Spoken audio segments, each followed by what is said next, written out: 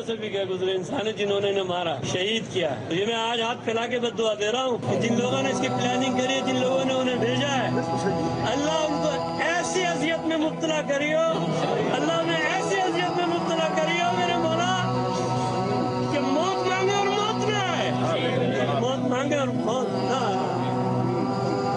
और जाहिर कर दे अल्लाह उन बगैरतों को, जाहिर कर दे, जाहिर कर दे। घबराऊंगा जब तन्हा, इमदाद मेरी करने आ जाना रसूल अल्लाह। अस्सलाम वालेकुम नाज़रीन, welcome to the show 10 PM with Nadia Mirza and I am Nadia Mirza. हसीन कराची शहर की मिसाल उस जानवर की सी हो गई है जो अपने ही बच्चों को खा जाता है। अगर हम देखें तो कराची शहर में रहने वाले आम आदमी, कराची शहर में रहने वाले टीचर्स, कराची शहर में रहने वाले सोशल वर्कर्स, कराची शहर में रहने वाले डॉक्टर्स, कराची शहर के पे रहने वाले तमाम वो लोग, इवन दो पॉलिटिशियंस, मतलब कौन है जो उसके शर से बचा हुआ है, ऐसा क्या है? बहुत सारी चीज़ों के सवालात हमारे सामने हैं, हमें जवाब चाहिए। कराची में जिंदगियां महफूज क्यों नहीं है? कराची में, सिंध में जो हुकूमत है वो खामोश तमाशाई क्यों बनी हुई है? पिछले 2.5 साल से जो कराची ऑपरेशन के नाम पर वहां पर हो रहा है, वो एक ऑपरेशन, वो अब तक कामयाब ऑपरेशन का नाम क्यों नहीं उसको दिया जा सका? बहुत सारे ऐसे सवालात हैं जिनके जवाबात हमें ढूंढने हैं। इसी तरह जो फहरिस्त मैंने आपको गिनवाई, कराची में जो दहशतगर्दी है उसके शर से कोई भी महफूज नहीं है और आशिकान रसूल भी महफूज नहीं है। जिस तरह से हमने अमजद साबरी कव्वाल की जिस तरह से शहादत हुई है और उसके बाद हर आंख अश्कबार, अभी तो शहादत हुई थी कि इल्जामात का एक सिलसिला शुरू हो गया, किसी और ने नहीं। वैसे अगर हम कराची की तारीख देखें और जो कातलों की या कत्ल होने वालों की तारीख देखें, किलिंग्स की तारीख देखें, तो पता नहीं क्या बात है कि बड़ी माजरत के साथ कि MQM जो कि सबसे बड़ी कराची की जमात है, सबसे बड़ी स्टेक होल्डर है कराची की, तमाम तोपों का रुख MQM की तरफ हो जाता है। इल्जामात और शकूक को शुबा जन्म लेने लगते हैं, चाहे वो किलिंग MQM के किसी अपने की हो या दोस्त की हो या दुश्मन की हो। ऐसा क्यों है? और उसके साथ साथ इस दफ़ा क्या हुआ कि जिस तरह जैसी ही शहादत हुई, MQM के जो बड़े सीनियर लीडर्स, स्पेशली जो लंदन राब्ता कमेटी, उनके स्टेटमेंट्स आने लग गए कि जी उन्होंने इल्जामात पाकिस्तान सरजमीन पे लगाने लग गए। ये सिलसिला क्यों है? ये सिलसिला कब तक शुरू रहेगा? ये सिलसिला कब ख़त्म होगा? इस चीज़ों पर हम बात करेंगे। MQM के डेप्यूटी कन्वीनर और पार्लिमानी लीडर डॉक्टर फारूक सत्तार साहब हमारे साथ मौजूद हैं, उनसे हम बात करेंगे। अस्सलाम वालेकुम डॉक्टर फारूक सत्तार साहब। जी जी, वालेकुम अस्सलाम और बहुत शुक्रिया जी। बहुत शुक्रिया डॉक्टर साहब, आपके टाइम का भी। डॉक्टर साहब मुझे ये बताएं कि कराची शहर की रौनकें हम समझ रहे थे वापस आ रही हैं। चीफ जस्टिस के बेटे का अगवा हुआ, अभी तक कुछ नहीं पता चला। शहादत हुई, इनको मारा गया, टारगेट किलिंग हुई बाकायदा तौर पे अमजद साबरी कवाल की, कुछ भी अभी तक पता नहीं चला। गवर्नमेंट पैसों का लालच दे रही है, जी इन्फॉर्मेशन दे दें 1 करोड़ दे देंगे, इन्फॉर्मेशन दे दें 50 लाख दे देंगे। ये हो क्या रहा है कराची शहर में? और अभी इत्तलात है कि कुछ मजीद हालात ख़राब होंगे। नादिया मिर्ज़ा, मैं ये चाहता हूँ कि आज के इस प्रोग्राम को हम बहुत बामानी और बहुत मीनिंगफुल और बहुत प्रोडक्टिव बनाएं। लिहाजा मैं कोई भी बात कहूँगा तो इसका मतलब ये नहीं है कि मैं किसी और को मौरिद इल्ज़ाम ठहरा दूँ, सारी ख़राबी कोई और कर रहा है मैं ये कह दूँ। लिहाजा मेरी बात के पूरे पस मंज़र को आप भी समझें और आप जिन लोगों तक ये मेरी बात पहुंचा रही है वो भी समझें। सबसे पहले तो आपने जो इंट्रो में बात की थी, मैं उसको थोड़ा सा मुस्तरद करूँगा कि कराची की ऐसी सूरत हाल हो गई जैसे कोई जानवर अपने ही बच्चों को खा जाता हो। अगर ये जानवर रिमोट कंट्रोल है, कोई और उसको चला रहा है, इस जानवर का अपने मामलात में, अपने अफेयर्स में, यहाँ तक कि अपने सफाई, निकासी आब, अपनी पानी और जो बुनियादी यहाँ के मामलात है, रोज़ाना की जो ज़िंदगी है, उस पर भी शहर के लोगों का अगर इख्तियार नहीं है, उसे या तो सूबाई इक़्तिदार आला या इस्लामाबाद का जो सबसे बड़ा इक़्तिदार आला है वहाँ से चलाया जा रहा है।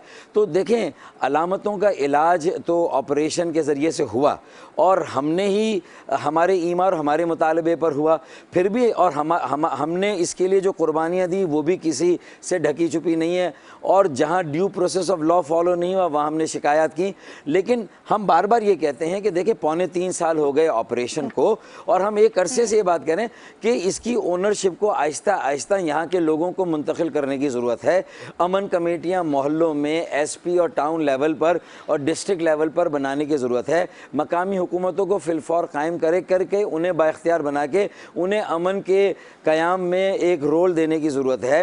इसी तरह चौकीदारी का निज़ाम है, मकामी पुलिस का या कम्युनिटी पुलिस का एक निज़ाम होता है। सिंध की पुलिस को डीपॉलिटिसाइज करना है तो चाहे कराची टारगेटेड ऑपरेशन हो या ज़रबे अज़ब हो, आपको याद होगा कि उसके साथ साथ जो फॉलोअप चीज़ें होनी हैं, हम असेंबलियों में सूबाई भी, कौमी भी, सेनेट में भी हम बार बार इस तरफ तवज्जो, तो ये समझा जाता है कि गोया कि हम ये साबित करना चाहते हैं कि ये आर्जी तौर पर अमन कायम हुआ है और खुदा न खास्ता हम अमन को तबाह कर देंगे और हम इसे देरपा नहीं बनने देंगे, ऐसा कतई नहीं है। मैं यही बात डॉक्टर साहब बिल्कुल मैं यही बात कहना चाह रही हूँ। आप कहते हैं कि जी जो लोकल बॉडी जो इख्तियारात हैं वो आप निचली सतह पे मुंतकिल कर दें, कमेटीज बना दें, लेकिन यहाँ तो मसला वही है ना, उन लोगों के हाथ में कैसे दे दें जिनके यहाँ से अभी तक असला निकल रहा है। आज भी अभी मैं इस प्रोग्राम शुरू होने से थोड़ी देर पहले कबल देख रही थी कि रेंजर्स ने एक और जगह छापा मारा और MQM से जो वाबस्तगी थी जिनकी उनके घरों पे छापा मारा है, वहां से फिर असला बरामद हुआ है। तो सबसे पहले तो जब आप ये बात करते हैं ना कि जी अब आप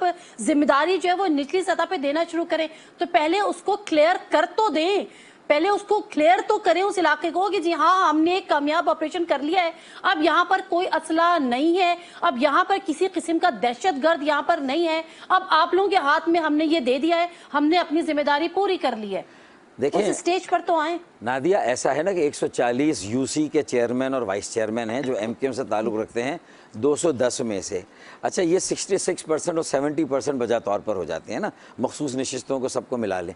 अच्छा, मुझे ये बताएं कि लोगों को के पास मैंडेट है, वोट मिला है, तो उनको सिर्फ इस बिना पर आप इख्तियार ना दें और उन्हें काम ना करने दें और मेयर और डिप्टी मेयर के इलेक्शन ना कराएं और उन्हें अमन, ये तो एक पूरी अवामी सिविलियन फोर्स है जो मुख्तलिफ अमन कमेटियाँ बना के बैनुल लिसानी मुख्तलिफ लिसानी जो इकाइयाँ हैं, मुख्तलिफ मसलकी इकाइयाँ हैं, उनके दरमियान जिस तरह मुशर्रफ साहब के ज़माने में ये मौसर एक निज़ाम यहाँ मौजूद था, तो उसने तो बड़ी मदद की, ISI की, IB की, MI की और सिंध पुलिस की और सारे इदारों के साथ मिलकर सारी मालूमात नीचे से फराम की। तो आप कॉम्प्लीमेंट करेंगे अपने एफर्ट को उनके साथ तो बेहतरी होगी, लेकिन आप पूरे तबके पर और सारे 140 के 40 UC चेयरमैन पर शक करेंगे और कहेंगे आप ज़कात जमा ना करें, जो कि आपको ज़कात को नहीं रोकना, आपको कातिलों को रोकना, आपको दहशतगर्दों को रोकना है।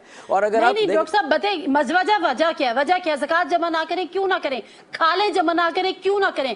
क्योंकि उनका कहना यह है कि जो ज़कात से जो रकम मौसूल होती है वो दहशतगर्दी पे सर्फ होती है, उससे असला खरीदा जाता है, जो रकम खाले बेच के इस्तेमाल हासिल होती है वो दहशतगर्दी में उसको इस्तेमाल किया जाता है। वजह असल में ये है। बहुत अफसोस की बात है नादिया मिर्जा, आप प्रोफेशनल अपनी ड्यूटी दे रही हैं और मैं नहीं कह रही, मैं उनको मौक़िफ़ दे रही हूँ, मैं मौक़िफ़ दे रही हूँ, मैं यही तो कह रहा हूँ कि मसला ये है ना कि वो कम सामने आते हैं, उनका मौक़िफ़ आप लोगों के जरिए से सामने आता है और हम यहाँ पर जो है वो अपने मौक़िफ़ को सामने पर आता है, प्रेस रिलीजेस आती हैं डॉक्टर साहब, आप अच्छी तरह जानते हैं। नहीं, मैं ये कह रहा हूँ कि फिर ऐसा कर लेना कि अगर हम और वो फरीक बनी गए, जो कि मैंने 9-0 पर 11 मार्च को उसके अतराफ़ में जब छापा पड़ा था, पहली प्रेस कॉन्फ्रेंस कहा था देखे अब ये आहिस्ता आहिस्ता तासुर बनाया जाएगा कि हम और रेंजर्स एक दूसरे के सामने मुखालिफ और फरीक हैं और एक दूसरे के मौक़िफ़ हमारे बिल्कुल अलग हैं।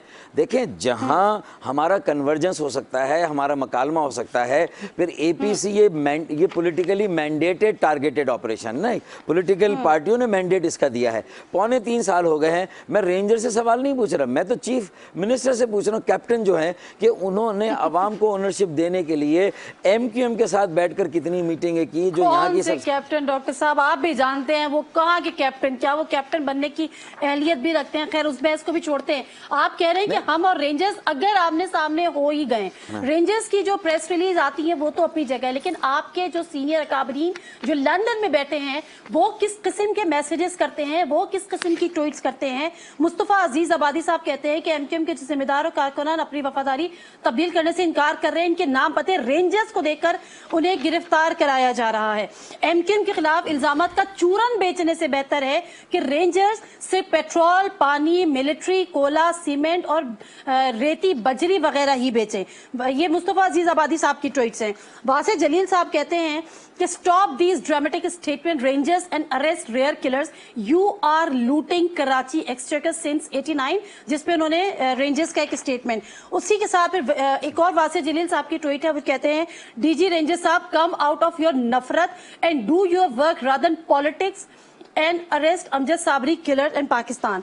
उसके बाद जो आपके नदीम नुसरत साहब हैं, जो कि आपके कन्वीनर भी हैं पार्टी के, वो कहते हैं कि जो वीडियो स्टेटमेंट्स हैं सौलत मिर्जा के, खालिद शमीम के या दीगर के, वो बिगेस्ट लॉ ब्रेकर्स हैं कराची में, जो कि उनकी तरफ से आए हैं। फिर साथ ही वो कहते हैं कि जो Kashif was threatening to join PSP और face rangers raid, he refused mockery of law by law enforcement. तो मतलब ये जो ट्वीट्स आ रही हैं, ये जो लॉ इन्फोर्समेंट इदारों के हवाले से आ रही हैं, तो ये आपको नहीं लगता कि ये आमने सामने तो आप लोग खुद आ गए?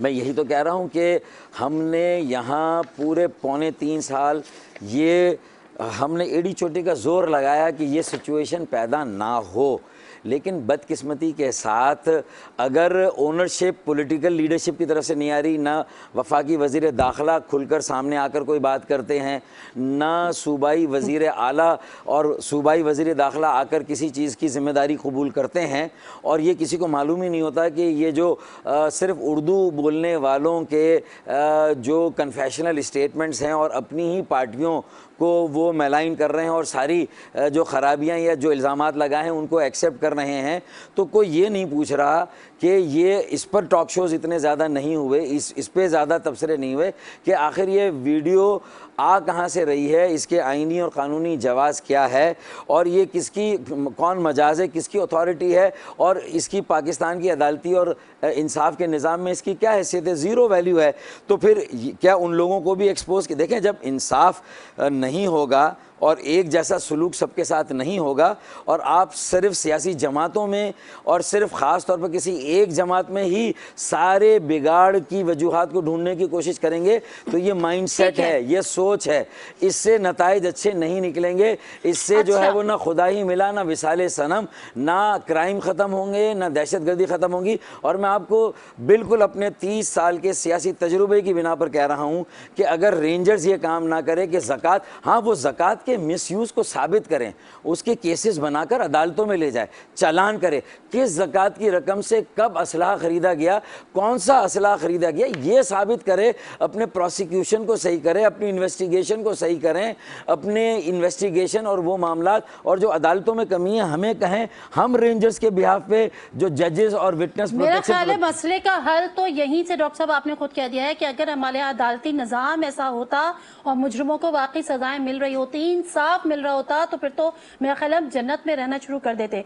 जहां तक आपकी बात है कि एक ही जमात को टारगेट क्यों करें, मेरा भी आपसे यही सवाल है कि एक ही जमात को आखिर आपसे ऐसी दुश्मनी क्या है? जब मैं एक ब्रेक लूंगी डॉक्टर साहब, जब प्रोग्राम के शुरू में ही बात करी थी कि कराची में कोई भी मरता है, चाहे वो एमक्यूएम का हो चाहे वो एमक्यूएम का नहीं हो, सबसे पहले जो एक कॉमन परसेप्शन जो डेवलप हो जाता है कि जी एमक्यूएम ने मारा होगा, एमक्यूएम ने उसको मारा होगा। यहाँ तक कि रशीद गोडल जो एमक्यूएम के अपने एमएलए हैं, शेख रशीद साहब ने, मैं अपनी बात नहीं कर रही, जो एक लोगों की आपस में जो लोग कह रहे थे वो भी आप छोड़ दें, क्या कयास आराइयां कर रहे थे, क्या स्पेकुलेशंस हो रही थी, शेख रशीद साहब ने मेरे प्रोग्राम में बैठ के कहा था कि जो रशीद गोडल साहब पर जिन्होंने हमला किया था उसके ताने बाने भी जाकर एमक्यूएम से मिलते। तो ये इल्जामात एमक्यूएम पर क्यों लगते हैं? मैं मुख्तसर सा ब्रेक लेती हूँ, वापस आऊंगी क्योंकि मुझे अमजद साबिर कवाल साहब के हवाले से बात करनी है कि जब उन पर वो टारगेट किलिंग का निशाना बने तो एमक्यूएम ने फौरन पीएसपी पे इल्जामात लगाए, उसकी क्या वजह थी? जब सबूत की बात हो रही है तो क्या एमक्यूएम के पास भी ऐसा कोई सबूत था? Let me take a short break, वापस आती हूँ।